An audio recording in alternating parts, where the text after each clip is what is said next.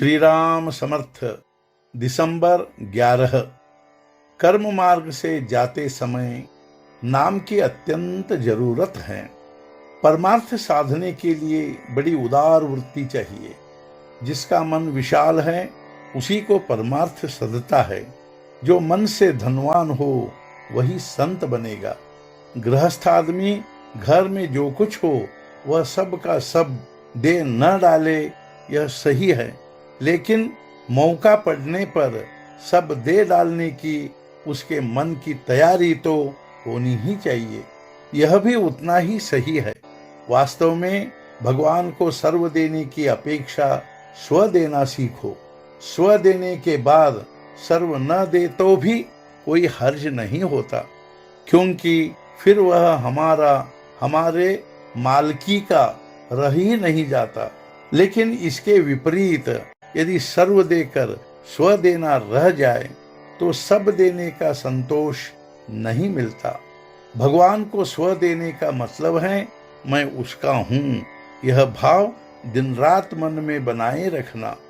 वैदिक कर्म से चित्त शुद्धि होती है, किंतु जिस भगवान की प्राप्ति के लिए चित्त शुद्धि करनी होती है उस भगवान का अधिष्ठान उस कर्म में न हो तो कर्म मार्ग का अंत निरी कर्मठता में होता है।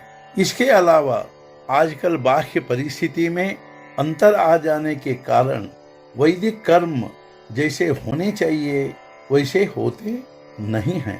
अतः कर्म योग से जाते समय कर्म की पूर्तता हो, इसलिए आज भगवान के नाम की अत्यंतिक आवश्यकता है।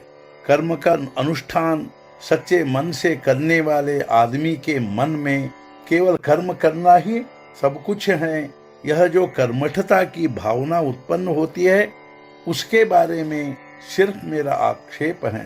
अन्यथा कर्म मार्गी मनुष्य के अनुशासन के प्रति तथा संयम के प्रति मेरे मन में आदर ही है। बस एक राम नाम लिया तो सारे धर्म बंधन माफ हो गए, ऐसा समझना ठीक नहीं है। किंतु कर्म से चित्त शुद्धि होते हुए नाम से भगवान के अस्तित्व का भान जागृत रहता है। इतना ही नहीं बल्कि पूर्ण चित्त शुद्ध होकर कर्म के गल जाने के बाद सिर्फ नाम ही बचा रहता है और हम भगवान के साथ एक रूप हुए कि चित्त उसमें विलीन हो जाता है। राम नाम केवल मंत्र ही है ऐसा नहीं है, वह तो सिद्ध मंत्र है। वह भगवान तक ले जाता है। इतना ही नहीं वह भगवान को हमारे पास खींच लाता है। यह मेरा प्रत्यक्ष अनुभव है। जो चाहे वह नाम की इस सामर्थ्य का अनुभव करके देख ले। राम नाम देह बुद्धि को जलाने वाली अग्नि है। राम नाम ओंकार का ही स्वरूप है। वह सब कर्मों और साधनों का प्राण है। भगवान शंकर से लेकर श्री समर्थ तक जो महासिद्ध हो गए हैं उन सब ने राम नाम को कंठ में धारण किया। जो राम नाम का 3.5 करोड़ जप करेगा उसे उसके इष्ट देवता का अनुभव हुए बिना नहीं रहेगा। राम नाम का आधार लेकर हम सब राम को प्राप्त करें। नाम लेते हुए जो घटेगा वह अच्छा है और हमारे लिए कल्याणकारी है, ऐसा भरोसा रखे।